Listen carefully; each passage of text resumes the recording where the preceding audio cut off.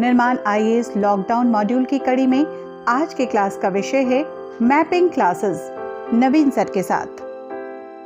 निर्माण आईएएस के YouTube channel पर मैं नवीन प्रताप तंवर आप सभी का स्वागत करता हूं। स्टूडेंट्स, आज हम लॉकडाउन मॉड्यूल में इंडिया मैपिंग पार्ट 4 को कवर करेंगे। तो चलिए शुरू करते हैं आज की सीरीज़ को। देखिए, आज की सीरीज़ है इंडिया मैपिंग पार्ट 4। आगे बढ़ने से पहले मैं आपको बता देता हूं आज की हम जो क्लास में किन किन टॉपिक्स को कवर करेंगे। उसमें रॉक सिस्टम, भारत में मिनरल बेल्ट्स देखेंगे, इंडिया का जो सीस्मिक जोन देखेंगे, जो भूकंप क्षेत्र कौन कौन से है, प्रमुख मृदाएँ देखेंगे, वार्षिक वर्षा देखेंगे, नेचुरल वेजिटेशन देखेंगे। उसके साथ जैसा कि मैंने आपको बोला था, अगर आप मुझे कमेंट सेक्शन में लिख के बताएंगे तो मैं बायोस्फीयर रिजर्व पे कवर करूँगा एक पूरा टॉपिक। फिर देखिए, यूनेस्को वर्ल्ड हेरिटेज साइट्स देखेंगे, रामसर कन्वेंशन देखेंगे, टाइगर रिजर्व्स देखेंगे, सेक्रेड एनिमल्स इन इंडिया, ऐसे कुछ जो जानवर या पशु जिनको भारत में पवित्र माना जाता है, और पवित्र नदियाँ कौन कौन सी है ये देखेंगे। तो चलिए शुरू करते हैं आज की सीरीज़ को। सबसे पहले हमारा जो टॉपिक है वो है रॉक सिस्टम। मैं आपको बता देता हूँ, जो भारतीय भूवैज्ञानिक विभाग है, जिसको जियोलॉजिकल सर्वे ऑफ इंडिया भी बोलते हैं, उसके अनुसार भारत के जो शैल समूह हैं उन्हें 4 वृहद भागों में बांटा गया है। 4 वृहद भागों में बांटा गया है। वे कौन कौन से हैं मैं आपको बता देता हूँ, आपने ज्योग्राफी में पढ़ा भी होगा। ज़्यादा डिटेल में नहीं जाऊँगा, बस मोटा मोटा आपको आउटलाइन बताऊँगा इसकी। उसमें है आर्कियन एरा, इस जो काल की चट्टानें हैं जिनको हिंदी में बोलेंगे आद्य महाकल्प, ठीक है। और इनको फर्दर हम डिवाइड्स कर सकते हैं, जिसमें आपने देखा होगा रॉक सिस्टम ऑफ आर्कियन, जिसको बोलेंगे आर्कियन शैल समूह या चट्टानें। उसके बाद आपने धारवाड़ का नाम सुना होगा, धारवाड़ चट्टानें, ये आती है हमारी किसमें, आर्कियन एरा में। सेकंड है जो उसको बोलते हैं द पुराना एरा, जिसको पुरान महाकल्प, एनसीईआरटी में मिलेगा आपको ये। उसके बाद है द्रविडियन एरा, जिसको हिंदी में भी द्रविडियन एरा ही बोला जाएगा, महाकल्प की चट्टानें। और जो चौथा समूह है वो है आर्य महाकल्प की चट्टानें। तो ये मोटे मोटे हमारे जो 4 क्या हो गए, वृहद शैल समूह हो गए भारत में। चलते हैं आगे। देखिए इसके अंदर क्या क्या कवर करेंगे। वैसे तो वो 4 के अंदर बहुत सारी कैटेगरी बनाई गई है, लेकिन मोटा मोटा जो यूपीएससी प्रीलिम्स के पॉइंट ऑफ व्यू से बहुत ज़्यादा इंपॉर्टेंट है, उनको मैंने कवर किया है। उसमें हम पढ़ेंगे आर्कियन शैलों को, धारवाड़ को, कुड़प्पा को, विंध्यन को, गोंडवाना को, दक्कन ट्रैप को, टर्शियरी रॉक्स को और प्लिस्टोसीन रॉक्स को। ये देखिए आर्कियन रॉक्स देखते हैं। देखो, हम मैप के जरिए स्टूडेंट क्या जानने की कोशिश करेंगे कि ये चट्टानें भारत में कहाँ कहाँ मिलती है और इन चट्टानों की विशेषताएं क्या है। देखो, अगर हमें मैप से याद हो गया कि हमने मैप पे देखा था कि इंडिया के फला फला एरिया में ये आर्कियन चट्टानें देखने को मिली थी, तो उससे आपको एग्ज़ाम में डिराइव करने का आसान हो जाएगा। सपोज़ करो ये आर्कियन रॉक्स दिखाई गए हैं और साइड में इसका मैप लगाया गया है। तो आर्कियन ये जितना भी शेडेड पोर्शन है, ये वाला, ये वाला, ये वाला, ये वाला, ये और ये सब आर्कियन है। लेकिन अगर सपोज़ करो पीटी में कोई एक ऐसा क्वेश्चन आ जाए कि आर्कियन चट्टानें उसमें बता दी जाए कि जम्मू कश्मीर में, हिमाचल में, पंजाब में मिलती है, तो आपको ये आइडिया रहेगा नहीं, मैप पे हमने देखा था कि ज़्यादातर क्या है साउथ में और ईस्ट में और थोड़ा बहुत ही वेस्ट में मिलता है। नॉर्थ में तो अगर बात करें वहाँ पे हिमाचल में, उत्तराखंड में, वहाँ पे हमारी आर्कियन रॉक्स मिलती ही नहीं है। तो इससे काफ़ी आपको क्वेश्चंस को टैकल करने में आसानी रहेगी। मैं अब आपको बता देता हूँ मोटा मोटा जो आर्कियन जो समूह की चट्टानें हैं इनकी क्या विशेषता है। सबसे बड़ी बात तो ये अत्यंत प्राचीन है, मैं यहाँ लिखता जाऊँगा, अत्यंत प्राचीन चट्टानें हैं। लगभग कितने साल पुरानी, 120 करोड़ वर्ष पूर्व ये इनकी विशेषताएं है।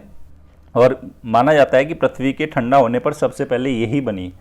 तो जैसे ही हमारी पृथ्वी ठंडे होने पर सबसे पहले यही चट्टानें बनी उसके बाद इनकी विशेषताएं क्या है, आपने नाम सुना होगा, ग्रेनाइट, नीस और सिस्ट चट्टाने हैं, आर्कियन रॉक्स के एग्जाम्पल है। और सबसे बड़ी बात क्या है कि पृथ्वी में विभिन्न हलचलों के कारण ये काफ़ी रूपांतरित हो चुकी है, ये चट्टाने रूपांतरित चट्टाने हो चुकी है काफ़ी। और इनके अंदर जीवाश्म का अभाव होता है, फॉसिल्स बोलते हैं जिनको, जीवाश्म का अभाव। ये काफ़ी बेनिफिट होगा प्रीलिम्स में आपके लिए सारी इन्फॉर्मेशन। उसके बाद मुख्य हिमालय में भी इनका थोड़ा बहुत विस्तार मिलता है, जैसे कि आप देख सकते हो इधर हिमालय में नॉर्थ में थोड़ा बहुत ही इसका विस्तार मिलता है, इस बात को आप ध्यान रखेंगे। तो ये आर्कियन रॉक्स है, ये मैप आप याद रखना। इधर देख सकते हैं यहाँ पे ये राजस्थान गुजरात में थोड़ा मिलती है ये, उसके बाद यहाँ एमपी में मिलती है, इधर छत्तीसगढ़ उड़ीसा में मिलती है, यहाँ पे आप देख सकते हैं तेलंगाना महाराष्ट्र और आंध्र प्रदेश में मिलती है, और उसके बाद कर्नाटक में, आंध्र प्रदेश में और तमिलनाडु में, और थोड़ा बहुत ये केरल में मिल रही है। मैप के जरिए इनको याद रखने की कोशिश करेंगे, और जो विशेषताएं हैं इनकी वो मैंने शॉर्ट लिख दी है। नेक्स्ट है हमारी धारवाड़ रॉक्स। अब इन धारवाड़ रॉक्स को जान लेते हैं। आप इनका डिस्ट्रीब्यूशन देख सकते हैं, यहाँ पे थोड़ा आप देख सकते हैं इधर नॉर्थ में भी डिस्ट्रीब्यूशन है, उसके बाद इधर राजस्थान गुजरात में है, गुजरात महाराष्ट्र एमपी में विस्तार है, यहाँ पे आप देख सकते हैं झारखंड, थोड़ा छत्तीसगढ़ उड़ीसा में है, यहाँ पे छत्तीसगढ़ आंध्र प्रदेश, और उसके बाद कर्नाटक में आप देख सकते हैं इनका विस्तार है। तो अब मैं इनकी कुछ विशेषताएं लिख देता हूँ। इनका निर्माण क्या हुआ है, आर्कियन जो क्रम की चट्टानें हैं जो मैंने आपसे पहले वाली स्लाइड पे बताई थी, उस क्रम की चट्टानों के बाद धारवाड़ क्रम की चट्टानों का निर्माण हुआ, चट्टानें निर्मित हुई। कई बार ऐसे ऑर्डर भी आ सकता है कि यूपीएससी 4 क्रम की चट्टानें दे देगा कि आर्कियन आएगी, धारवाड़ आएगा, उसके बाद कुडप्पा आ जाएगा, विंध्यन आ जाएगा, तो पहले कौन सी निर्मित हुई। तो ये उसी ऑर्डर में मैंने आपको बताई है, जो क्रॉनिकल इनका ऑर्डर है उसी ऑर्डर में है। इनके निर्माण, पहली बात तो आर्कियन क्रम की चट्टानों के बाद इनका निर्माण हुआ। उसके बाद विशेषता है जो ये आर्कियन क्रम की चट्टानें थी, आर्कियन क्रम की चट्टानें, उनसे जो पदार्थ प्राप्त हुआ है, चट्टानों से प्राप्त पदार्थ से निर्मित हुई है ये, ठीक है, क्योंकि निर्माण किससे हुआ, आर्कियन क्रम की चट्टानों से ही इनका निर्माण हुआ है। तो जीव अवशेष मिलेंगे, जीव अवशेष इसमें नहीं मिलेंगे, जीव अवशेष नहीं मिलते, ये बात याद रखने वाली है। उसके बाद विस्तार जो कर्नाटक में आपने नाम सुना होगा, धारवाड़ व शिमोगा, तो धारवाड़ कर्नाटक में एक प्लेस है, उसके नाम पे धारवाड़ चट्टानें हैं। उसके बाद आर्थिक दृष्टि से ये अत्यंत महत्वपूर्ण है, आर्थिक दृष्टि से महत्वपूर्ण, क्योंकि बहुत सारे मिनरल्स मिलते हैं इसमें जो जिनकी आर्थिक उपयोगिता बहुत ज़्यादा है। जैसे कि आप देख सकते हैं लोहा, मैं बता देता हूँ, लोहा मिलता है, मैग्नीज मिलता है, यहाँ पे सोना मिलता है, तांबा मिलेगा, टंगस्टन मिलेगा, क्रोमियम, जस्ता, अभ्रक, कोबाल्ट आदि, ये सब इसमें मिलते हैं। तो ये धारवाड़ क्रम की चट्टानें हो गई, और डिस्ट्रीब्यूशन है ये। इस इमेज को याद रखते रहना स्टूडेंट, काफ़ी काम आएगी, और जिन बच्चों का ज्योग्राफी ऑप्शनल है उनको तो बहुत ज़्यादा बेनिफिट आएगी ये। नेक्स्ट है कडप्पा, जो शैले है, चट्टानें हैं, विस्तार देख सकते हैं डिस्ट्रीब्यूशन आप इनका। कडप्पा इधर राजस्थान में है, राजस्थान गुजरात, इधर आप फिर देख सकते हैं छत्तीसगढ़ उड़ीसा आंध्र प्रदेश, ठीक, फिर यहाँ पे आंध्र प्रदेश और कर्नाटक में भी इनका विस्तार है। तो देख सकते हैं आपके पास सिंहभू आपने नाम सुना होगा, कालाहांडी, बस्तर, ये सब आपने नाम सुने होंगे। अब इनके बारे में कुछ महत्वपूर्ण जो मैं पॉइंट लिखवा देता हूँ इन चट्टानों के बारे में। तो इनका जो सबसे पहली बात तो जो नामकरण हुआ है वो आंध्र प्रदेश में कडप्पा जिला है, कुडप्पा जिला उसके नाम पे। उसके बाद इनका निर्माण धारवाड़ क्रम की चट्टानों से प्राप्त पदार्थ से हुआ है। तो याद रखना कि जो धारवाड़ का निर्माण तो आर्कियन से प्राप्त पदार्थों से हुआ, कडप्पा का निर्माण धारवाड़ क्रम से प्राप्त जो पदार्थ है उनसे हुआ और इनमें भी व्यापक मात्रा में रूपांतरण हुआ है। जीव अवशेष की अगर बात की जाए तो इनमें जीव अवशेष नहीं मिलते।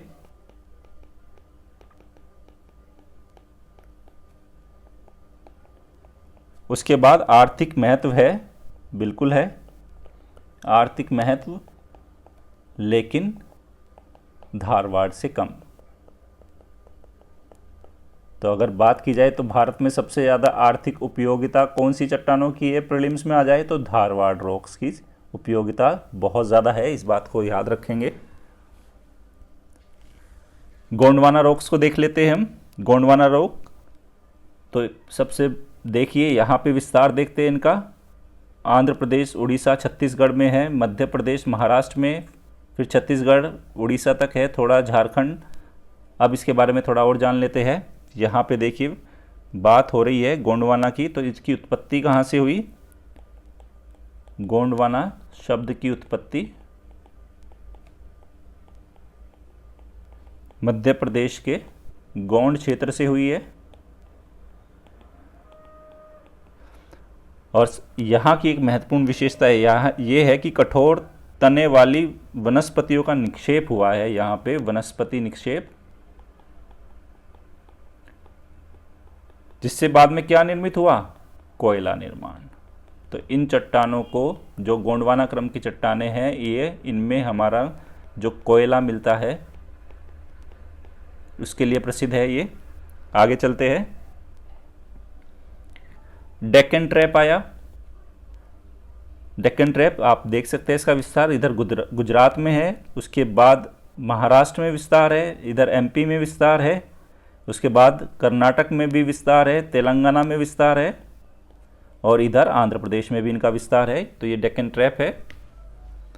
अब इनकी विशेषता क्या है? कब बने ये? क्रिटेशियस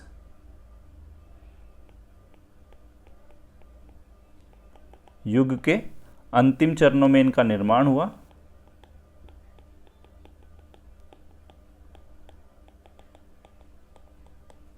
और कहाँ मिलते हैं? प्रायद्वीपीय भारत, आप देख सकते हैं प्रायद्वीपीय भारत में विस्तार है।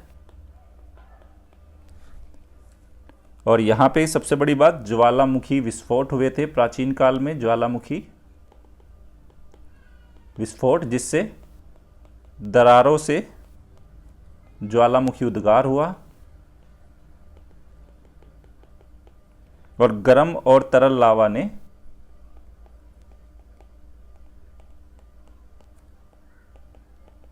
तत्कालीन इस जो उस टाइम की स्थलाकृतियाँ थी, तत्कालीन स्थलाकृतियों को ढक लिया। ठीक है। और इनकी ये क्या है? मुख्यतः ये बेसाल्ट चट्टानें हैं ये। उसके साथ यहाँ पे डोलोराइट और गैब्रो ये सब मिलता है, आदि मिलता है यहाँ पे। तो ये डेक्कन ट्रैप हुआ। लोकेशन जरूर याद रखना है हमें, डिस्ट्रीब्यूशन जरूर याद रखना है।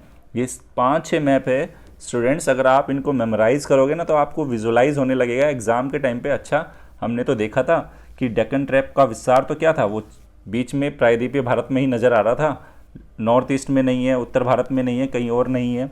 उसी तरह से आप गोंडवाना को, कडप्पा को, धारवाड़ को, इनको भी इमेजिन करोगे तो वो भी आपको याद आएगा। फिर है ये टर्सरी रॉक्स। टर्सरी रॉक्स है, आप देख सकते हैं इनका विस्तार कहाँ पे है? हिमालय में है, आप देख सकते हैं हिमालयन पर्वत क्षेत्र में इनका विस्तार है। आप पंजाब, हिमाचल प्रदेश, उसके बाद उत्तराखंड में, हरियाणा में, उत्तर प्रदेश में आप देख सकते हैं। फिर नॉर्थ ईस्ट में इनका विस्तार है, यहाँ पे नॉर्थ ईस्ट, तो ये हिमालय क्षेत्र और उत्तर पूर्वी भारत में विस्तार है इनका। ये टर्शरी रॉक्स है। फिर आई प्लीस्टोसीन रॉक्स। ये देखिए प्लीस्टोसीन रॉक्स का विस्तार आप देख सकते हैं। तो तटीय क्षेत्र है, पूर्वी तटीय क्षेत्र भारत का, आपको नजर आ रहा होगा ये पूर्वी तटीय क्षेत्र। उसके बाद हिमालय के जस्ट नीचे वाला क्षेत्र पूरा, इसमें आप देख सकते हैं गुजरात है, आ रहा है हमारा, राजस्थान आ रहा है,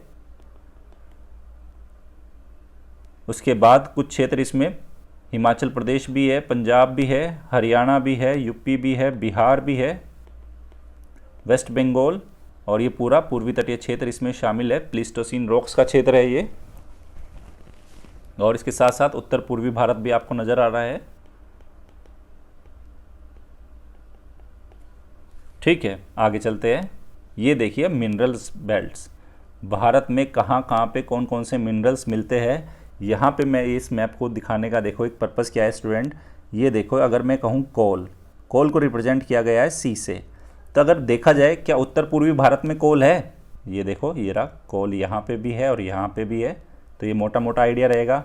अगर बात करें हिमालय क्षेत्र में कोल है तो ये रहा, जम्मू कश्मीर में आप देख सकते हैं। उसके बाद अगर बात की जाए कहाँ पे मध्य भारत में है, आप देख सकते हैं ये कोल है, कोल क्षेत्र है ये हमारा। दक्षिण भारत में आपको कहीं कोल क्षेत्र नज़र नहीं आ रहा। उसके बाद आप देख सकते हैं पूरा कोल क्षेत्र है, ये सब कोल क्षेत्र है। तो इससे मोटा मोटा आइडिया ये रहेगा कि हिमालय में भी मिलता है, उत्तर पूर्वी भारत में भी मिलता है, और ज़्यादातर मध्य भारत में हमारा कोयला क्षेत्र है। गोंडवाना रॉक्स हमने देखी ही थी।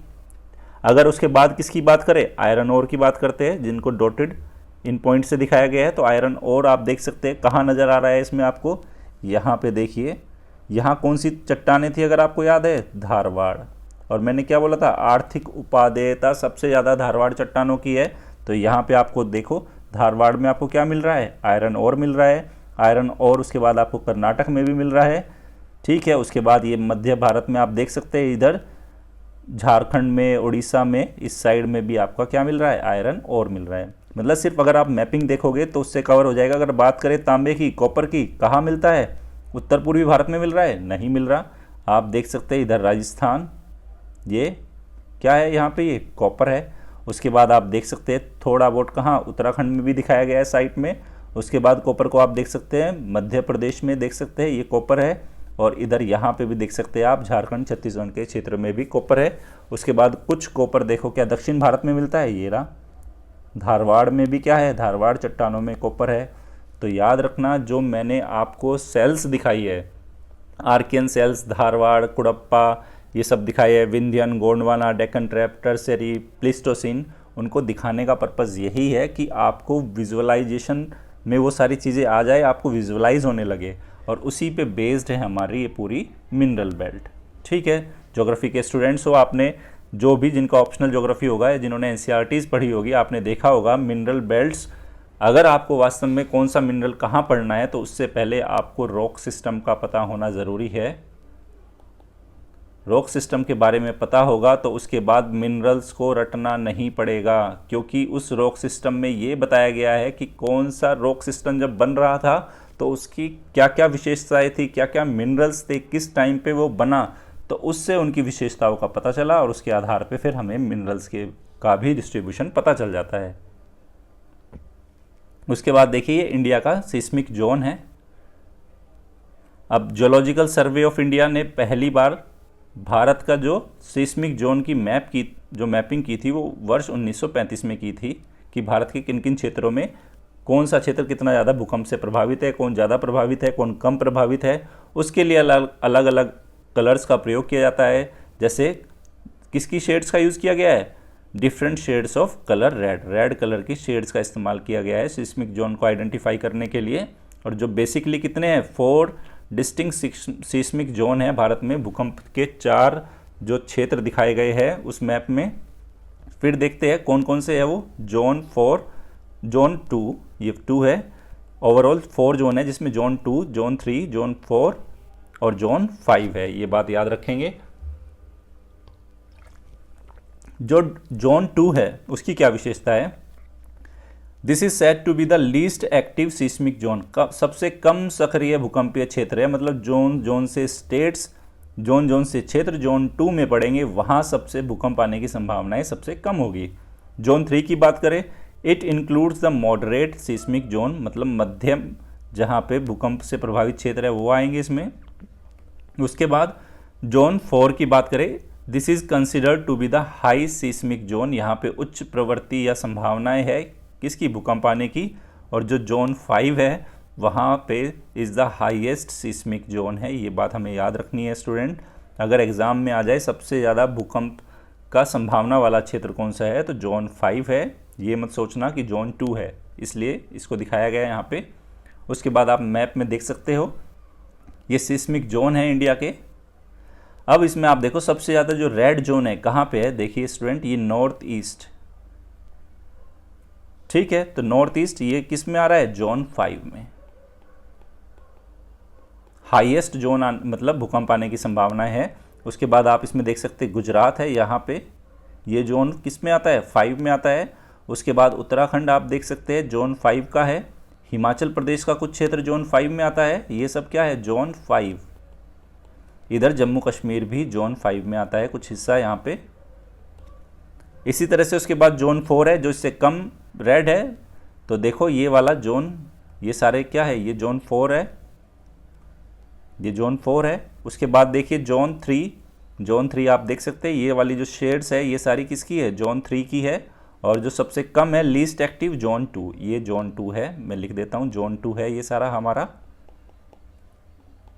तो अगर अब आपसे पूछ लिया जाए कि जो उत्तर प्रदेश है या मध्य प्रदेश है वहाँ पे भूकंप आने की संभावनाएं सबसे ज़्यादा है, अगर ऐसा बोल दिया जाए तो क्या इस मैप को देख के आप बता दोगे मध्य प्रदेश की लोकेशन क्या है, ये रहा मध्य प्रदेश। अगर आप देखे हो तो ये किस में पड़ रहा है, ये तो जोन 2 और जोन 3 में पड़ रहा है। तो या तो बहुत कम संभावना है या मॉडरेट संभावना है, तो वो स्टेटमेंट अपने आप ही क्या हो जाएगा, गलत हो जाएगा। तो इस मैप से आपको ये याद रहेगा कि इंडिया के सीस्मिक जोन कौन से है, भूकंप आने की संभावनाएं कहाँ सबसे ज़्यादा है, तो ये बात ध्यान रखना आप। आगे देखते हैं इंडिया मेजर सॉइल्स, प्रमुख जो हमारी मृदाएं है, जिसमें लेटराइट सॉइल है, पर्वतीय मिट्टी है, काली मिट्टी है, लाल मिट्टी है, जलोढ़ मिट्टी है, मरुस्थलीय मिट्टी है, सेलाइन और अल्कलाइन सॉइल है, और उसके बाद पीट मिट्टी है। अब इसमें इन सारी मिट्टी को यहाँ पे दिखाया गया है स्टूडेंट, ये मैप है हमारा। तो आप देख सकते हैं इसमें जो एल्यूवियल सॉइल है वो ब्लू कलर में है, ये मतलब जलोढ़ मिट्टी है। जलोढ़ मिट्टी कहाँ, पर्वतों से, वहाँ से मृदाएं बह के आई है, चट्टानें बह के आई है, उनका बाद में क्या हुआ है, उनका डिपॉजिट से ये हमारी जलोढ़ मिट्टी बनी। उसके बाद देखते हैं अगर माउंटेन सॉइल, ये माउंटेन में दिखाई जा रही है, सब माउंटेन सॉइल है ग्रीन कलर से। उसके बाद अगर देखा जाए ब्लैक सॉइल, तो ये वाला जो क्षेत्र है पूरा, ये सब ये कितना है, काली मृदा का क्षेत्र है। उसके बाद अगर देखें ग्रे और ब्राउन सॉइल की अगर बात करें, तो ग्रे और ब्राउन सॉइल यहाँ पे हमारी है। ग्रे और ब्राउन सॉइल आप देख सकते हैं, ये ग्रे और ब्राउन सॉइल है जिसको मैंने रेड कलर से अब मैं इसको आइडेंटिफाई कर रहा हूँ। डेजर्ट सॉइल की बात करें, ब्लू कलर में है। डेजर्ट सॉइल कहाँ मिल रही है, राजस्थान। तो ये क्या है, मरुस्थलीय मृदा है। उसके बाद अब ब्लैक सॉइल हमने देख ली है। रेड सॉइल आप देख सकते हैं, रेड सॉइल का जो क्षेत्र है। उसके बाद ग्रे सॉइल हो गई हमारी, माउंटेन सॉइल होगी, लेटराइट सॉइल होगी, ये सब यहाँ पे सॉइल्स को दिखाया गया है। तो बेसिकली आइडिया ये है कि हमें पता रहे, अगर कहे कि पश्चिमी घाट में पर्वतीय मृदा मिलती है, तो ये क्या जो ग्रीन कलर है कहीं नज़र आ रहा है क्या आपको पश्चिमी घाट में, ये पूरा पश्चिमी घाट है, तो नहीं मिलती। तो ये कहाँ है, उत्तर भारत में है, उत्तर पूर्वी भारत में है, और कुछ क्षेत्र आप इसका अगर देखें तो ये आंध्र प्रदेश में है इधर। तो ये मैप से दिखाने का पर्पज़ यही है ताकि हमें आइडिया रहे कि इंडिया के कौन कौन से क्षेत्र में कौन कौन सी मृदाएं मिलती हैं। ठीक है, आगे चलते हैं। एनुअल रेनफॉल देखते हैं, वार्षिक वर्षा कहाँ कितनी होती है। तो सबसे ज़्यादा जो ब्लू, डार्क ब्लू है 400 प्लस, तो आप देख सकते हैं ये 400 प्लस है पश्चिमी घाट का। इधर नॉर्थ ईस्ट में भी 400 प्लस हो रही है, सर्वाधिक वर्षा का क्षेत्र है। उसके बाद उससे कम क्षेत्र पश्चिमी घाट में, पश्चिम से जब पूर्व की ओर जाएंगे तो ये सेकंड है, ये यहाँ 200 से 400 सेंटीमीटर वर्षा होगी। इधर भी नॉर्थ ईस्ट में भी फिर 200 से 400। उसके बाद आप देख सकते हैं कलर शेड में अलग अलग दिखाया गया। फिर 100 से 200 वाला क्षेत्र कौन सा है, ये 100 से 200 वाला क्षेत्र है। अब अगर ये बात सुनो, मैं आपको एक बात बताता हूँ, अगर एग्ज़ाम में ये आ जाता है कि जो हमारा गुजरात है, गुजरात में 200 सेंटीमीटर से ज़्यादा बारिश होती है, तो क्या सही है क्या। देखो ये सरकारी मैप यूज़ किया है मैंने, ठीक है, इसलिए बिल्कुल ऑथेंटिक है पूरा का पूरा जो मैप है और ये डेटा है। तो आपको देख के पता चल रहा है 100 से 200 वाला जोन है ये ब्लू वाला जोन। तो क्या गुजरात में नज़र आ रहा है आपको, बहुत सीमित क्षेत्र में है। ये सीमित क्षेत्र में है गुजरात में। अगर बात की जाए कि क्या 400 से सेंटीमीटर से ज़्यादा बारिश गुजरात में होगी, तो यहाँ देख सकते हैं क्या ये कलर गुजरात में है, नहीं। तो आपको पता चल जाएगा गुजरात में 400 सेंटीमीटर से ज़्यादा बारिश नहीं हो रही। देखो 2-2 मिनट लगानी है आपको सारे मैप पे। एक डिफरेंट कंसेप्ट में मैंने ये मैपिंग, मतलब रेनफॉल को मैं वेजिटेशन भी दिखाऊंगा आपको, सॉइल्स भी दिखाऊंगा, रॉक सिस्टम में इसलिए दिखा रहा हूँ क्योंकि मेरा मानना है कि जो एक बार ज्योग्राफी में जितनी ज़्यादा चीज़ें हम देख लेते हैं वो लॉन्ग टर्म तक हमारे माइंड पे इंप्रेशन रहता है। फिर नेचुरल वेजिटेशन है, ये देख सकते हैं नेचुरल वेजिटेशन का है। उसके साथ साथ देखो ये सारे मैप दिखाने का एक पर्पज़ आपको मेंस में भी काफ़ी बेनिफिट मिलेगा स्टूडेंट। कहीं भी सपोज करो मानसून अगर आपको दिखाना है तो रेनफॉल आपको पता है कि वहाँ सीधा आप क्या है, वहाँ पे वर्षा रेखाएं खींच सकते हो, वर्षा क्षेत्र को आप क्या दिखा सकते हो, आइडेंटिफाई कर सकते हो ईजिली इन मैप के जरिए, ये काम आएगा आपको।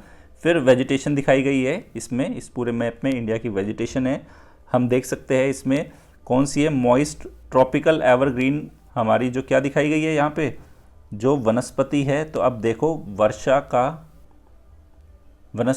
वर्षा के साथ वनस्पति जुड़ी होती है स्टूडेंट, याद रखना। एक बहुत बड़ा फैक्टर क्या है, वनस्पति को उसका कौन सी वनस्पति मिलेगी उसको डिसाइड करने में वर्षा का एक महत्वपूर्ण भूमिका होती है। तो जिन जिन क्षेत्रों में अच्छा टेम्परेचर होगा, अच्छी बारिश होगी, वहाँ पर एवरग्रीन क्या मिलेगी, वेजिटेशन। तो हमने देखा है कि 400 सेंटीमीटर से ज़्यादा जहाँ पे भी बारिश होगी और अगर वो गर्म क्षेत्र है तो डेफिनेटली इसी संभावनाएं है, तो क्या होगा कि वहाँ सदाबहार वनस्पति मिलेगी। तो 400 से अधिक आपने देखा था वेस्टर्न घाट के क्षेत्र में थी और यहाँ पे टेम्परेचर भी ठीक ठाक है, तो ये अपने आप ही कैसा हो गया, सदाबहार वनस्पति का क्षेत्र हो गया। ये बात हमें याद रखनी है। उसी के बाद जैसे यहाँ अल्पाइन दिखाई गई है, बात करें अल्पाइन की, तो अल्पाइन आप देख सकते हो कहाँ पे है, इधर JNK में, हिमाचल में और इधर अरुणाचल प्रदेश में। तो अल्पाइन वनस्पति अगर एग्जाम में आ जाए कहाँ मिल रही है, तो आप देख रहे हैं उत्तराखंड में कहीं मिल रही है क्या अल्पाइन, बहुत लिमिटेड क्षेत्रों में हो सकता है, एल्टीट्यूड के हिसाब से उत्तराखंड के कुछ क्षेत्रों में मिल जाए, लेकिन ज़्यादा से ज़्यादा उसका जो कवरेज है वो कहाँ पे है, JNK में है, हिमाचल में है, आंध्र प्रदेश में है, वो अरुणाचल प्रदेश में है। उसके बाद ट्रॉपिकल ड्राई डेसिडियस है, उष्ण कटिबंधीय शुष्क पर्णपाती वन हो गए, ट्रॉपिकल थॉर्न हो गए, झाड़ियाँ हो गई, माउंटेन एंड सब ट्रॉपिकल एंड टेम्परेट हो गई, जिनको शोला, अगर आपको याद हो कि मैंने मैपिंग जो अब से पहले वाली क्लास कराई थी उसमें शोला फॉरेस्ट दिखाए थे और उनको माउंटेन सब ट्रॉपिकल टेम्परेट क्षेत्र के रूप में बताया था। तो आप देख सकते हैं ये वाले क्षेत्र क्या है, शोला वाले क्षेत्र है, जो ग्रीन ग्रीन डॉट दिखाए गए हैं। एक बार इसको आप तसल्ली से खुद से देखना, बहुत अच्छे से याद हो जाएगा। रही बात वीडियो क्वालिटी की, अभी लॉकडाउन पीरियड में थोड़ा स्टैंडर्ड क्वालिटी रहेगी, ये मैं कई बार बता चुका हूँ। जैसे ही लॉकडाउन लिफ्ट होगा हाई डेफिनेशन में, क्योंकि ऑलरेडी मैंने जो मैप यूज़ किए वो हाई डेफिनेशन के मैप है स्टूडेंट, जैसे ही वीडियो क्वालिटी अप होगी आपको इन सारी चीज़ों को बहुत साफ साफ ये सारी चीज़ें नज़र आएगी आपको। अब देखते हैं बायोस्फीयर रिजर्व्स ऑफ इंडिया, जो मैंने बात की थी, ये स्पेशल डोज है प्रीलिम्स 2020 के लिए। और आई होप कि इस वाले सिर्फ बायोस्फीयर रिजर्व से जिस हिसाब से मैंने इसको कवर किया है वहाँ से आपको पीटी में कम से कम एक क्वेश्चन मिलने वाला है। अब शुरू करते हैं बायोस्फीयर रिजर्व्स। पहले जान लेते हैं कि होते क्या है बायोस्फीयर रिजर्व। देखो जो बायोस्फीयर रिजर्व्स होते हैं वो ऐसी साइट्स होती है जिनको देशों द्वारा स्थापित किया जाता है। सपोज करो इंडिया में है, अगर बायोस्फीयर रिजर्व किसको एस्टेब्लिश, तो इंडिया उसको क्या करेगा, एस्टेब्लिश करेगा, लेकिन उनको रिकॉग्नाइज कहाँ किया जाता है, वो यूनेस्को के मैन एंड बायोस्फीयर प्रोग्राम है उसके द्वारा इनको रिकॉग्नाइज किया जाता है। तो याद रखना, एस्टेब्लिश अगर पूछा जाए, एस्टेब्लिश कौन करता है, कंट्री, और उनको रिकॉग्नाइज कौन करेगा, यूनेस्को के man and biosphere reserve program के जरिए उनको रिकॉग्नाइज किया जाएगा। क्यों, ताकि ये क्या कर सके, प्रमोट, बढ़ावा दे सके, किसको, सस्टेनेबल डेवलपमेंट, किस पे आधारित हो वो, based on local community effort and sound science, मतलब विज्ञान के द्वारा और स्थानीय जो समुदाय के प्रयासों के द्वारा हमें सस्टेनेबल डेवलपमेंट को प्रमोट करना है, इसलिए हम बायोस्फीयर रिजर्व को एस्टेब्लिश कर रहे हैं। कौन करता है, देश करता है, रिकॉग्नाइज कौन करता है, यूनेस्को का मैन एंड बायोस्फीयर जो प्रोग्राम है उसके द्वारा। उसके बाद ये man and biosphere reserve program क्या है, कब शुरुआत हुई, ये यूनेस्को द्वारा इसकी शुरुआत की गई 1971 में। याद रखना ये ईयर इंपॉर्टेंट रहेगा। उद्देश्य क्या है मैन एंड बायोस्फीयर रिजर्व का, ये देखिए, of the formation of biosphere reserve is to conserve in situ all form of life, मतलब स्वस्थानीय, अगर आपने सुना होगा स्वस्थान मतलब जो जानवर जो वनस्पति जिस स्थान पे मिलता है उसको उसी के प्राकृतिक आवास में हमें संरक्षित रखना है।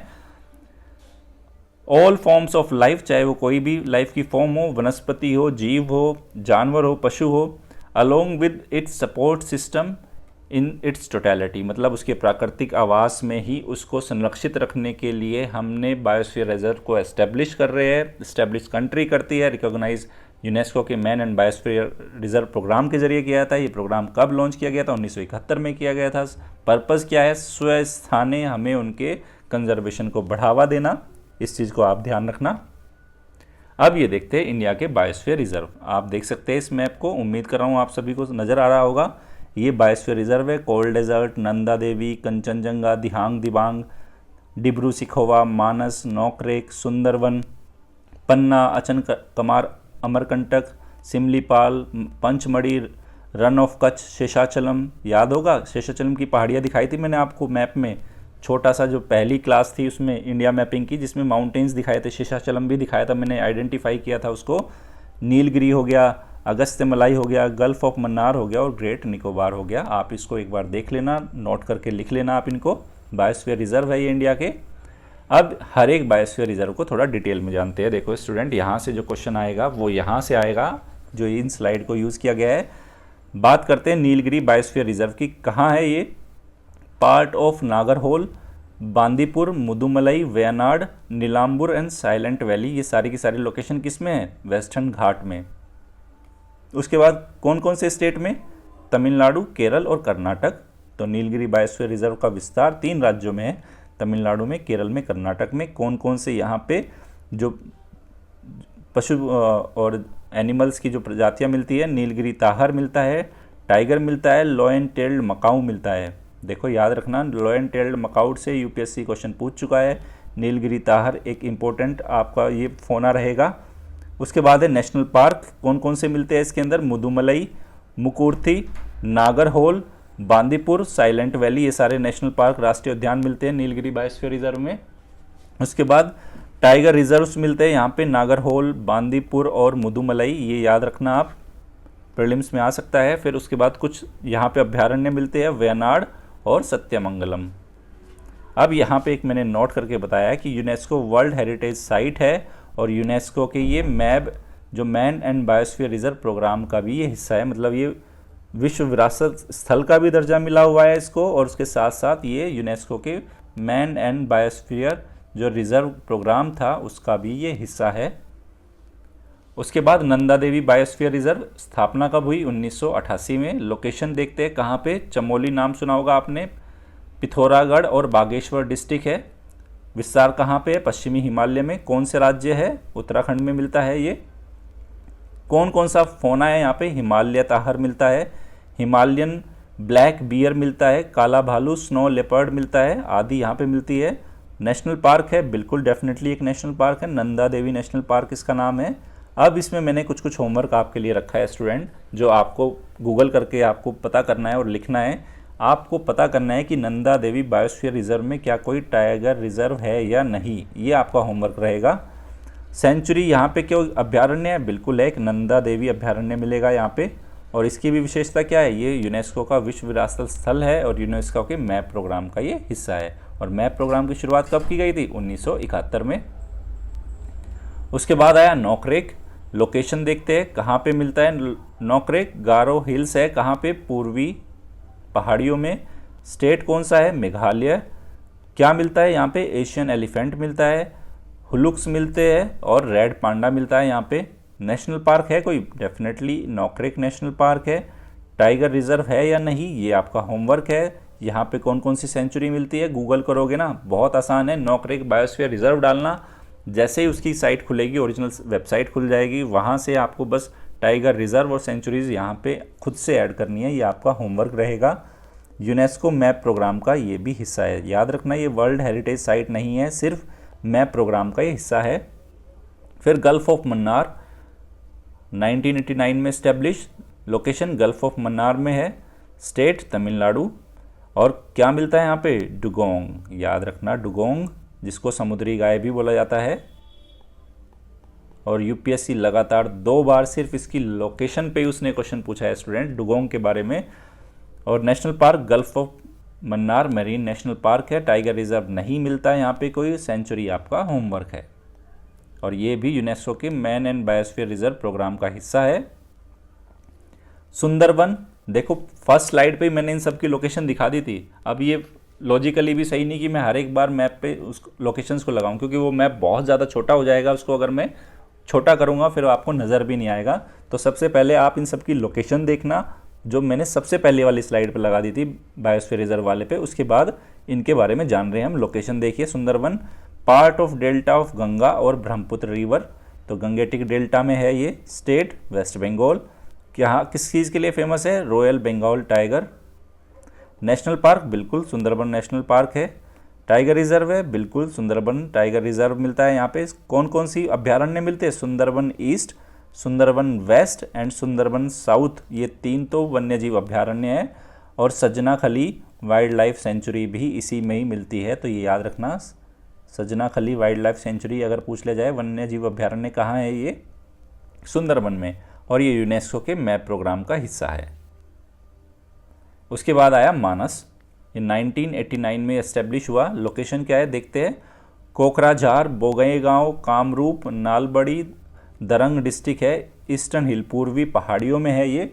याद हो अगर आपको, मैंने पहली मैपिंग की जो क्लास कराई थी उसमें मैंने पूरा जो इंडिया का माउंटेन सिस्टम था उसमें मैंने बताया था, trans Himalaya, great Himalaya, eastern hills करके मैंने बताई थी। तो ये अब ईस्टर्न हिल्स अगर आती है तो इससे आपको डरना नहीं है। कौन से राज्य में है? असम राज्य में है। क्या मिलता है यहाँ पे? रेड पांडा मिलता है, एशियाटिक एलिफेंट मिलता है, टाइगर मिलता है, हिस्पिड हेयर मिलता है, पिग्मी हॉग मिलता है, असम रूफ टर्टल, यहाँ पे एक टर्टल की विशेष प्रजाति है वो मिलती है, पिग्मी हॉग, ये दोबारा से टाइप हो गया। नेशनल पार्क कौन सा है? मानस नेशनल पार्क। मानस अगर आपको रिवर याद होगी, मैंने उसके बारे में बताया भी था। टाइगर रिजर्व कौन सा है? मानस टाइगर रिजर्व। सेंचुरी कौन सी है? ये आपका होमवर्क है। और उसके बाद देखो ये विश्व विरासत स्थल भी है और उसके साथ साथ ये यूनेस्को के मैप प्रोग्राम का हिस्सा भी है। अगर जितना बायोस्फीयर रिजर्व के बारे में यहाँ बता रहा हूँ ना, उतना भी आपको याद रह गया ना, तो डेफिनेटली पीटी का क्वेश्चन आपके हाथ से बाहर नहीं जाएगा। इस बात को आप याद रखना अगर बायोस्फीयर रिजर्व पे वो क्वेश्चन आता है। फिर उसके बाद देखिए ग्रेट निकोबार बायोस्फीयर रिजर्व 1989, और ये सारी इतनी सारी इन्फॉर्मेशन एक साथ कहीं मिलती भी नहीं है स्टूडेंट। कितनी मेहनत कर रहे हैं हम सब लोग आपके लिए, ताकि पीटी में आप जितने भी बच्चे देख रहे हो उनको डेफिनेटली बेनिफिट मिले। उसके बाद लोकेशन देखिए इसकी, अंडमान और निकोबार आइलैंड, स्टेट अंडमान और निकोबार में है। क्या मिलता है यहाँ पे? सॉल्ट वाटर क्रोकोडाइल मिलता है, लवणीय जल का crocodile. Nicobar long tailed Macau है, ये बंदर की एक प्रजाति है ये। उसके बाद जायंट लेदरबैक सी टर्टल मिलता है यहाँ पे। नेशनल पार्क है कोई सा? बिल्कुल है, कैंपबेल नेशनल पार्क है यहाँ पे। टाइगर रिजर्व, ये आपका होमवर्क है। एक सेंचुरी मिलती है अभ्यारण्य जिसको बोलते हैं गलाथिया बे वाइल्ड लाइफ सेंचुरी, और ये यूनेस्को के मैप प्रोग्राम का हिस्सा है। नेक्स्ट है सिमलीपोल, कब एस्टेब्लिश हुआ? 1994 में। लोकेशन कहाँ है? मयूरभंज डिस्ट्रिक्ट है। कौन से क्षेत्र में है? डेक्कन, जो हमारा पेनिनसुला है, दक्कन का प्रायद्वीप है। स्टेट कौन सा? उड़ीसा। क्या मिलता है? रॉयल बंगाल टाइगर यहाँ पे भी मिलता है, हाथी मिलते हैं, गौर मिलते हैं। नेशनल पार्क है, बिल्कुल सिमलीपाल नेशनल पार्क पड़ता है इसके अंदर। टाइगर रिजर्व कोई पड़ता है? आप मुझे बताओगे कमेंट सेक्शन में लिख के। सेंचुरीज, बिल्कुल सिमलीपाल वाइल्ड लाइफ सेंचुरी है, और ये भी यूनेस्को के मैप प्रोग्राम का हिस्सा है। फिर आया डिब्रू सिखोवा, आपने सुना होगा नाम। लोकेशन कहाँ है? ईस्टर्न हिल्स पूर्वी पहाड़ियों में है। डिब्रूगढ़ और तिनसुकिया डिस्ट्रिक्ट है ये। किसका? असम राज्य का। क्या क्या मिलता है? बंगाल टाइगर मिलता है, लेपर्ड मिलता है, क्लाउडेड लेपर्ड मिलता है, स्लॉथ बियर मिलता है, ढोल मिलता है, गोल्डन लंगूर मिलता है, स्मॉल इंडियन सीवेट मिलता है यहाँ पे, मलायन जाइंट स्क्वायरल मिलती है, गंगा डॉल्फिन मिलती है यहाँ पे, चाइनीज़ पेंगोलिन भी मिलता है। नेशनल पार्क है, बिल्कुल डिब्रू सेखोवा नेशनल पार्क मिलता है। क्या कोई टाइगर रिजर्व है? तो ये आप मुझे कमेंट सेक्शन में बताओगे। क्या कोई अभ्यारण्य है? ये आपका होमवर्क है, ये आप करके रखना। उसके बाद आया दिहांग दिबांग, एस्टेब्लिश कब हुआ? 1998। लोकेशन देखते हैं, सियांग एंड दिबांग वैली। सियांग अगर नाम आता है तो मैं उम्मीद करता हूँ कि आप समझ पाओगे कि सियांग किसका नाम था। आप मुझे कमेंट सेक्शन में बताना। फिर है ईस्टर्न हिमालय, इसका विस्तार है। कौन से राज्य में है ये? दिहांग दिबांग अरुणाचल प्रदेश में। मिलता क्या क्या है यहाँ पे? रेड पांडा मिलता है, मिश्मी टाकिन मिलती है, मस्क डियर मिलता है और रेड गोरल मिलता है। कौन सा नेशनल पार्क है? Mouling national park. तो अगर कभी मिलान में आ जाए कि मौलिंग नेशनल पार्क कहाँ है, तो अरुणाचल प्रदेश में है। टाइगर रिजर्व फिर से आपका ये होमवर्क है। और सेंचुरी कौन सी है? Dibang wild life sanctuary. फिर है पंचमढ़ी बायोस्फीयर रिजर्व, कब बना? 1999 में। कौन से राज्य में है? मध्य प्रदेश में। लोकेशन बैतूल, छिंदवाड़ा और होशंगाबाद डिस्ट्रिक्ट है। फोना कौन सी है? जायंट स्क्वायरल मिलेगा यहाँ पे, फ्लाइंग स्क्वायरल, उड़ने वाली गिलहरी बोलते हैं जिसको, जंगली कुत्ते मिलते हैं, बाइसन मिलता है और जो भारतीय जो वॉल्फ है वो मिलता है यहाँ पे। नेशनल पार्क क्या है? Satpura national park. सतपुड़ा की लोकेशन आपको याद होगी। टाइगर रिजर्व आपका होमवर्क है। अब बात करें अगर सेंचुरी, तो यहाँ पे पंचमढ़ी वन्यजीव अभ्यारण्य और बोरी वन्यजीव अभ्यारण्य यहाँ पे मिलता है और ये भी यूनेस्को के मैप कार्यक्रम का हिस्सा है। कंचनजंगा लगभग हर साल यूपीएससी क्वेश्चन पूछ रहा है, कब बना? 2000 में। कौन से स्टेट में? सिक्किम में इसकी लोकेशन है, पूर्वी हिमालय में पड़ता है ये।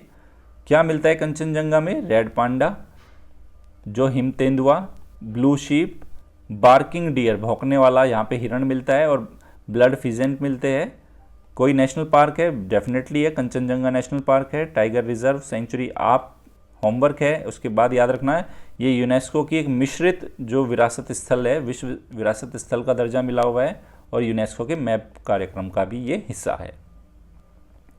फिर अगस्त्यमलाई बायोस्फीयर रिजर्व, इस पे भी यूपीएससी 2 बार क्वेश्चन पूछ चुका है यूपीएससी पीटी में। लोकेशन देखते हैं, स्टेट है केरल में और तमिलनाडु में। और अगस्त्यमलाई हिल्स आपको याद होगी, मैंने फर्स्ट क्लास में मैपिंग में आपको दिखाई थी। अब ये देखिए नैयार, पेप्पारा और शैदुंद्री वाइल्ड लाइफ सेंचुरी मिलती है यहाँ पे। और कहाँ पे पड़ता है ये? वेस्टर्न घाट में। फोना क्या है यहाँ पे? टाइगर मिलता है, नीलगिरी ताहर मिलता है और एशियाई हाथी मिलता है।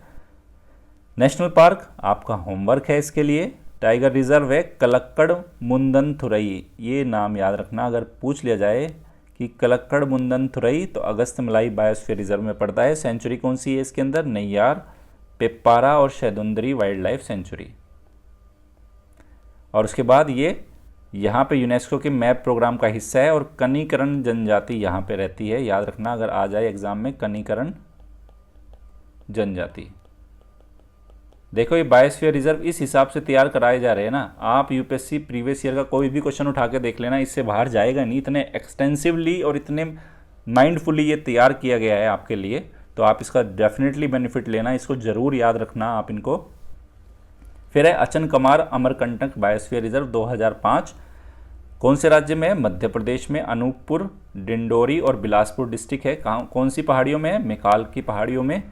फोना वाइट रम्प्ड वल्चर है, यहाँ पे वल्चर की, गिद्ध की एक प्रजाति मिलती है। भारतीय जंगली कुत्ते मिलते हैं। 4 सींगों वाला एंटीलोप मिलता है ये। नेशनल पार्क टाइगर रिजर्व आपका होमवर्क है। उसके बाद अचनकमार वन्यजीव अभ्यारण्य इसके अंदर ही पड़ता है और ये भी यूनेस्को के मैप प्रोग्राम का हिस्सा है। उसके बाद है ग्रेट रन ऑफ कच्छ 2008 में बना। स्टेट गुजरात, कच्छ, सुरेंद्रनगर, पाटन और राजकोट जो जिला है उसमें इसकी लोकेशन है। क्या मिलता है? भारतीय जंगली गधे मिलते हैं। ठीक है, उसके बाद नेशनल पार्क टाइगर रिजर्व आपका होमवर्क रहेगा। सेंचुरी देख लेते हैं कुछ important. Indian wild ass sanctuary मिलती है, यहाँ पे जंगली गधे मिलते हैं। Kutch desert wildlife sanctuary है। कच्छ बस्टर्ड सेंचुरी, आपने ग्रेट बस्टर्ड पर एमसीक्यू की उसमें कई बार क्वेश्चन पूछ चुका हूँ मैं। नारायण सरोवर सेंचुरी मिलती है। और इसके बाद नोट में देखो आपके लिए कितनी इंपॉर्टेंट इन्फॉर्मेशन डाली है मैंने यहाँ पे, यहाँ देखिए बन्नी ग्रासलैंड है। और उसके बाद मालधारी पास्टोरल्स जो पशु चारक है यहीं पे मिलते हैं। तो अगर एग्ज़ाम में आ जाए बन्नी घास भूमि कहाँ मिलती है, तो ग्रेट रन ऑफ कच्छ में। मालधारी अगर पूछ लिया जाए, मालधारी ये पास्टोरल्स कहाँ मिलते हैं, तो ये भी कहाँ मिलते हैं? ग्रेट रन ऑफ कच्छ में। कोल्ड डेजर्ट बायोस्फीयर रिजर्व कहाँ पे है? Himachal Pradesh. Pin valley national park, इसकी लोकेशन है वेस्टर्न, ये वेस्टर्न घाट लिखा है स्टूडेंट, ये वेस्टर्न घाट नहीं है, वेस्टर्न हिमालय है। उसके बाद फोना स्नो लेपर्ड मिलता है यहाँ पे। और नेशनल पार्क क्या है? Pin valley national park. Sanctuary क्या पड़ती है? चंद्रताल, सारचू और किबर वाइल्ड लाइफ सेंचुरी पड़ती है इसमें। शेषाचलम पहाड़िया 2010 में इसको दर्जा मिला बायोस्फीयर रिजर्व का। लोकेशन क्या है? पूर्वी घाट। शेषाचलम पहाड़िया है चित्तूर और कड़प्पा डिस्ट्रिक्ट में। राज्य कौन सा है? आंध्र प्रदेश। और क्या मिलता है यहाँ पे? भारतीय जो जाइंट स्क्वायरल है, बड़े जो आकार वाली यहाँ पे गिलहरी मिलती है। मूस डियर मिलता है। येलो थ्रोट बुलबुल, एक पीले कलर वाली बुलबुल जिसका गला पीले रंग का है। स्लेंडर लोरिस मिलता है यहाँ पे। कौन सा नेशनल पार्क है? Shri Venkateswara national park. ये बात याद रखेंगे हम। और उसके बाद सेंचुरी कौन सी है? Shri Venkateswara wildlife sanctuary. और ये देखिए यहाँ से जो यूपीएससी ने लगातार 2 साल क्वेश्चन पूछा, 2015 और 2016। सिर्फ क्वेश्चन अगर उसमें ये भी पता होता उस साल बच्चों को जिन्होंने एग्ज़ाम अटेम्प्ट किया होगा कि शेषाचलम हिल्स कहाँ पड़ती है? पूर्वी घाट में।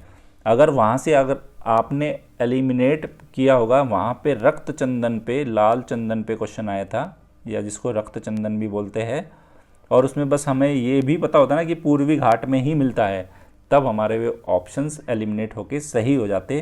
तो याद रखना, रेड सैंडलवुड शेषाचलम हिल्स याद रखना, बायोस्फीयर रिजर्व है, उसमें मिलते हैं। फिर आया पन्ना बायोस्फीयर रिजर्व, मध्य प्रदेश में है। पन्ना और छतरपुर जो जिला है, कौन से किस रिवर के बेसिन में पड़ता है? जो केन नदी है उसके बेसिन में है। क्या क्या मिलता है? लेपर्ड मिलता है, तेंदुआ मिलता है, टाइगर मिलता है, चिंकारा, सांभर, स्लोथ बियर मिलता है। नेशनल पार्क है, बिल्कुल है, पन्ना नेशनल पार्क और पन्ना टाइगर रिजर्व पड़ता है। ये बात आप याद रखना। फिर यूनेस्को की वर्ल्ड हेरिटेज साइट्स दिखाई है, देखो मैंने इसमें आर्कियोलॉजिकल जो सर्वे ऑफ इंडिया है भारत में, वो इसकी नोडल एजेंसी है। किसके लिए? जो कोई भी रिक्वेस्ट अगर इंडिया में किसी भी कल्चरल साइट्स की या नेचुरल साइट्स की आती है कि उसको यूनेस्को का वर्ल्ड हेरिटेज साइट्स का दर्जा दिलाया जाए, तो उसके लिए अगर एग्ज़ाम में पूछ लिया जाए कि नोडल एजेंसी कौन है, तो आर्कियोलॉजिकल सर्वे ऑफ इंडिया। एक फैक्ट तो ये हो गया प्रीलिम्स का हमारा। अब कैसे आते हैं? सपोज करो आप जिस भी स्टेट से हो, कोई बिहार से होगा, कोई यूपी से, कोई मध्य प्रदेश से, कोई राजस्थान से, गुजरात से, दक्षिण में कोई आंध्र प्रदेश से या कर्नाटक, तमिलनाडु, जहाँ से भी कोई प्रपोजल आया जिस भी स्टेट से, या कोई सेंट्रल गवर्नमेंट के द्वारा जो कोई प्रपोजल दिया जा रहा है, based on the proposal received from central और स्टेट गवर्नमेंट एजेंसी, राज्य सरकारों से या केंद्र सरकार की अगर एजेंसी द्वारा या किसी ट्रस्ट के द्वारा जो प्रपोजल आते हैं, उन पे आधारित आफ्टर देयर ड्यू स्क्रूटनी, फिर उसके बाद क्या की जाएगी? उनकी जांच की जाएगी कि क्या वास्तव में उनको दर्जा दिया जाना चाहिए। तब क्या करती है? जो सरकार उसको आगे भेज देती है, किसके लिए? नॉमिनेशन के लिए। किसमें? वर्ल्ड हेरिटेज सेंटर के पास। तब उसके बाद वो स्टडी करेंगे, वो देखेंगे कि दर्जा दिया जा सकता है तो वो देंगे, और दर्जा देने के लाभ क्या मिलते हैं वो आप मुझे कमेंट सेक्शन में लिख के बताओगे। अगर किसी को विरासत स्थल, विश्व विरासत स्थल का दर्जा दिया जाता है कब किसी स्थान को, तो उसका क्या बेनिफिट होता है। अभी तक इंडिया में कितनी साइट्स है? 36 साइट्स है, जिसमें 28 तो क्या है? सांस्कृतिक विशेषताएं वाली है, 7 क्या है? प्राकृतिक विशेषता वाली, और 1 है मिश्रित। और जो लेटेस्ट 2016 में जो एंट्री आई थी, इसमें नालंदा यूनिवर्सिटी, कैपिटल कॉम्प्लेक्स है और कंचनजंगा नेशनल पार्क है, ठीक है, जिसको मिश्रित श्रेणी में रखा गया है। तो जो कल्चरल साइट्स है वो तो आपका होमवर्क है। अब जो नेचुरल साइट्स है वो मैं आपको बता देता हूँ। ग्रेट हिमालय नेशनल पार्क है, कहाँ पे? हिमाचल प्रदेश। काजीरंगा असम, केवलादेव राजस्थान, मानस असम, नंदा देवी और वैली ऑफ फ्लावर्स उत्तराखंड में पड़ता है। सुंदरवन वेस्ट बंगाल में, और वेस्टर्न घाट को भी याद रखना, नेचुरल साइट्स का वर्ल्ड हेरिटेज साइट का दर्जा मिला हुआ है। और मिक्स की श्रेणी में कौन है? कंचनजंगा नेशनल पार्क है।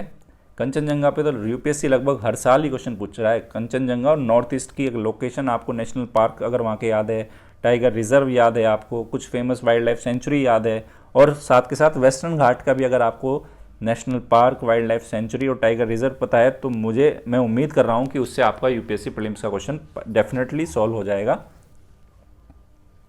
फिर रामसर को देख लेते हैं। रामसर कन्वेंशन, आर्द्र भूमियों पर रामसर कन्वेंशन का आपने नाम सुना होगा। ये बेसिकली है क्या? ये एक अंतर्राष्ट्रीय संधि है, किसके लिए? For the conservation and sustainable use of wetlands, मतलब आर्द्र भूमियों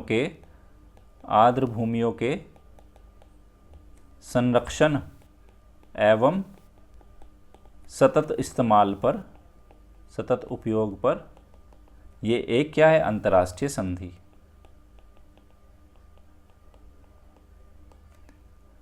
तो किस नाम से भी जाना जाता है? कन्वेंशन ऑन वेटलैंड्स, आर्द्र भूमियों पर कन्वेंशन के नाम से भी जाना जाता है। किस कारण रामसर नाम पड़ा? ईरान की एक सिटी है रामसर, उसके नाम पे। कब साइन की गई? 2 फरवरी 1971 को। और हर साल 2 फरवरी को किस रूप में बनाया जाता है? विश्व आर्द्र भूमि दिवस। याद रखना, अगर पूछ लिया जाए विश्व आर्द्र भूमि दिवस। अब ये फिलॉसफी क्या है रामसर की? फिलॉसफी है वाइज यूज ऑफ वेटलैंड्स, मतलब जो बुद्धिमत्तापूर्ण तरीके से इस्तेमाल किया जाए आर्द्र भूमियों का। वाइज यूज से फिर इन्होंने बताया है कि मेंटेनेंस है जो उनके इकोलॉजिकल कैरेक्टर का with in the context of sustainable development, मतलब जितनी भी आर्द्र भूमि है उनका क्या है, इकोलॉजिकल कैरेक्टर है, जो उनकी विशेषताएं है उनको बनाए रखना और सतत उपयोग करना। तो याद रखना, अगर ये पूछ लिया जाए कि रामसर कन्वेंशन उनके इस्तेमाल पर प्रतिबंध लगाती है, बिल्कुल नहीं। रामसर प्रतिबंध तो कह रही है आप इस्तेमाल करो, लेकिन सतत विकास के साथ प्लस उनका जो पारिस्थितिकीय विशेषता है उसको आप डिस्टोर्ट मत करो। तो याद रखना, सतत विकास की बात कर रही है, इस्तेमाल की बात करती है रामसर कन्वेंशन। पीटी में अक्सर ऐसे ट्रैप वाले क्वेश्चन आ जाते हैं कि वो उनके इस्तेमाल पर ही प्रतिबंध लगाती है, नहीं, वो कहती है इस्तेमाल करो लेकिन सतत करो। फिर वेटलैंड क्या है? इस कन्वेंशन ने बताया कि इसके अंदर उन सभी लेक को, रिवर्स को, जो भूमिगत जो एक्विफर है, जल संभरण क्षेत्र है, स्वैम्प है, दलदली क्षेत्र है, आर्द्र जो घास भूमि है, पीटलैंड है, ओआसिस है, उसके बाद जितने ज्वारनद मुख है, ज्वारनद है, डेल्टा है, टाइडल फ्लैट है, ज्वारीय जो क्षेत्र है, मैंग्रोव्स है, और अन्य जो कोस्टल एरिया है, कोरल रीफ है, और मानव द्वारा निर्मित ऐसी साइट्स जैसे क्या, फिश पॉन्ड, मछली के तालाब हो गए, राइस के फील्ड हो गए, रिजर्वियर्स हो गए, संरक्षित क्षेत्र हो गए, साल्ट पैन हो गए, लवणीय जो क्षेत्र है, उनको वेटलैंड का रूप में डिफाइन किया गया है। अगर बात की जाए दुनिया में सबसे ज़्यादा वेटलैंड कहाँ मिलते हैं, तो यूनाइटेड किंगडम यूके में 175 और मैक्सिको का स्थान उसके बाद आता है। लेकिन अगर बात करें कि किस कंट्री के अंदर सबसे ज़्यादा क्षेत्रफल है वेटलैंड्स का, तो वो है बोल्विया। ये स्टार मार्क करके याद रखने वाली चीज़ है। फिर मॉन्ट्रियक्स रिकॉर्ड का नाम सुना होगा आपने अक्सर, वो क्या होता है वो साथ के साथ बता देता हूँ। जब बात रामसर की चली रही थी, मॉन्ट्रियक्स रिकॉर्ड क्या होता है? एक रजिस्टर होता है। किसके लिए? वेटलैंड की जो आर्द्र भूमियों का स्थल है उनका एक रजिस्टर है ऑन द लिस्ट ऑफ, किसमें? वेटलैंड्स ऑफ इंटरनेशनल इम्पोर्टेंस, जो एक अंतर्राष्ट्रीय महत्व के जो आर्द्र भूमियों के जो रजिस्टर में, उसमें इनको रिकॉर्ड किया जाता है। और किस रूप में डिफाइन किया गया है? ऐसे जहाँ पे चेंज इन इकोलॉजिकल कैरेक्टर, जहाँ ऐसी आर्द्र भूमियाँ जिनके पारिस्थितिकीय स्वरूप में या चरित्र में या तो परिवर्तन हो चुका है, या होने वाला है, या हो रहा है, have occurred, are occurring and are likely to occur, और या भविष्य में होने की संभावना है। किसके जरिए? तकनीकी विकास, प्रदूषण और अन्य मानवीय हस्तक्षेप से। तो मॉन्ट्रियक्स रिकॉर्ड क्या बोलता है कि ये किसके बारे में डिफाइन करता है? कि यह इकोलॉजिकल कैरेक्टर में हो चुके परिवर्तन को, जो हो चुका है, जो हो रहा है या होने वाला है, किसके चलते? तकनीकी विकास के चलते, प्रदूषण के चलते और मानवीय हस्तक्षेप के चलते, तो उसको दिखाता है ये। उसके बाद किसके रूप में मेंटेन किया जाता है? ये रामसर लिस्ट के रूप में, यही इसका एक हिस्से के रूप में इसको रिकॉर्ड किया जाता है, मॉन्ट्रियक्स रिकॉर्ड। उम्मीद कर रहा हूँ कि आपको समझ में आ गया होगा कि तकनीकी विकास, प्रदूषण और मानवीय हस्तक्षेप के चलते अगर आर्द्र भूमियों के पारिस्थितिक स्वरूप में या तो परिवर्तन हो चुका है, या हो रहा है, या होने वाला है, तब उनको मॉन्ट्रियक्स रिकॉर्ड में उनको लिस्ट किया जाता है। उसके बाद देखो मॉन्ट्रियक्स रिकॉर्ड साइट्स इंडिया में कौन कौन सी है? हाल फिलहाल में 2 साइट्स है, एक लोकटक लेक मणिपुर में और एक केवलादेव नेशनल पार्क है राजस्थान का। आपको एक और इन्फॉर्मेशन देता हूँ कि पहले जो चिल्का लेक थी उसको भी इसमें मॉन्ट्रियक्स रिकॉर्ड के रूप में सबसे पहले शामिल किया गया था। इंडिया की फर्स्ट साइट थी, 1993 में शामिल किया था, लेकिन 2002 में इसको इससे बाहर निकाल दिया गया क्योंकि संरक्षण के प्रयास अच्छे थे, तो इसको वहाँ से बाहर निकाल दिया गया।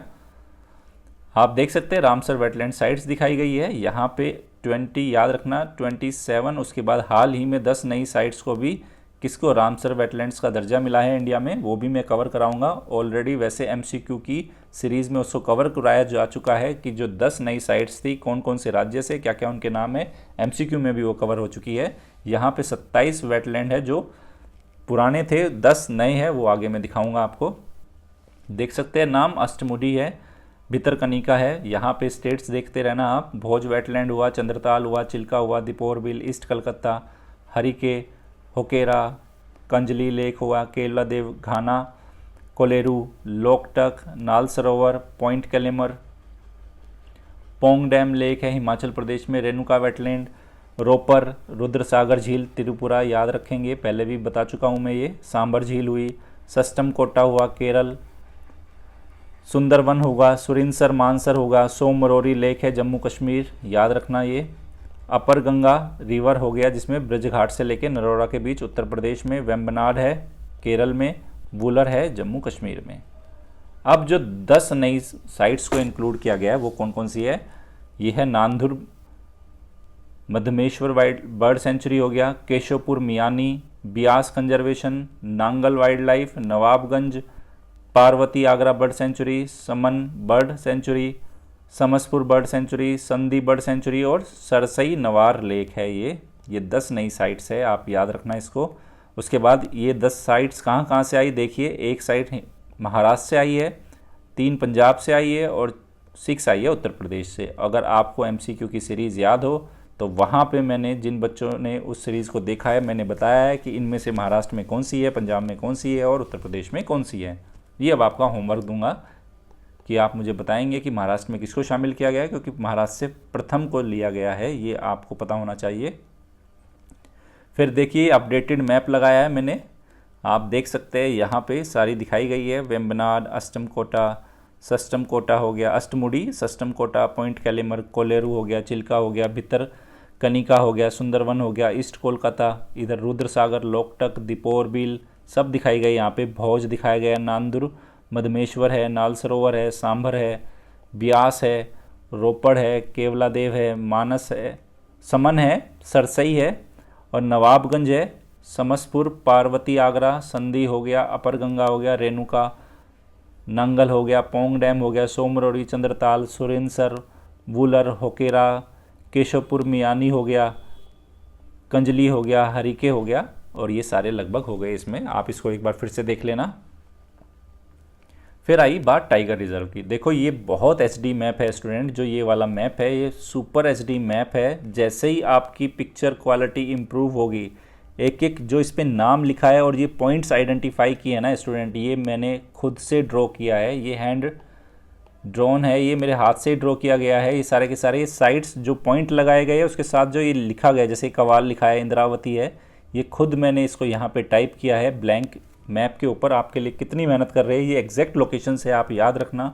तो ये टाइगर रिजर्व्स है इंडिया में, जो राइट नाउ कितने हैं, 50 टाइगर रिजर्व है, ठीक है। यहाँ पे आप इसको जूम करके भी देखोगे ना, आपको सब नज़र आएगा। आप अपने फ़ोन से इसके स्क्रीनशॉट लेना, फिर बड़ा करके देखना, सब नज़र आएगा। सुपर HD क्वालिटी का ये मैंने ड्रॉ किया है। फिर कुछ भारत में कुछ पवित्र जो पशु है उनके नाम देखो, ये जो मैंने एनवायरनमेंट मिनिस्ट्री का जो एक पोर्टल है वहाँ से मेरे को ये कुछ इन्फॉर्मेशन मिली है। जैसे कुछ पवित्र जानवरों के रूप में किन के नाम है आप देख लेना, आंट को, बोर को, उसके बाद बटरफ्लाई, कोंच, क्रो, पिजन आ गया, फिश, गोट, जैकाल, माइट आ गया, पिकॉक, रैट, स्नेक, स्वॉन, याक, ये सब क्या है हमारे सेक्रेड एनिमल्स है। एक पूरी लिस्ट है, आप इसको देख लेना, खुद से पढ़ लेना इसको। उसके बाद कुछ सेक्रेड रिवर्स भी है जिनको पवित्र नदी माना जाता है भारत में, भगीरथी, गंगा, गोमती, कृष्णा, फाल्गु, ताप्ती, यमुना, ब्रह्मपुत्र, घाघरा, झेलम, महानदी, पायकारा, ठीक है, चंबल होगी, गोदावरी, काली, नर्मदा, शिप्रा, तुंगभद्रा, देखो तुंगभद्रा पे तो क्वेश्चन भी आ गया था UPSC में 2019 में, गंडक आ गया, गोमती आ गया, ये गोमती है, गुमती है, इधर कावेरी, ये गुमती है, ये गोमती है, कावेरी, पंबा, सोन रिवर और ये वैगई। ये सारी लगभग जितनी मेजर रिवर्स थी मैं आपको ऑलरेडी जो रिवर्स वाली स्लाइड्स में उसमें जो क्लास थी उसमें करा चुका हूँ। तो लॉकडाउन मॉड्यूल की आज इंडिया मैपिंग 4 की क्लास स्टूडेंट यहीं समाप्त होती है और मैं उम्मीद कर रहा हूँ कि आपको ये क्लास ज़रूर पसंद आई होगी। और डेफिनेटली मैं ये भी उम्मीद करता हूँ कि UPSC PT में अगर कोई क्वेश्चन जितना आज कवर कराया गया अगर उससे आता है तो आप डेफिनेटली उसको जो हैंडल करने में बिल्कुल आप बहुत कंफर्ट जोन में रहोगे। तो आप अपना ध्यान रखना, अच्छे से पढ़ना। धन्यवाद।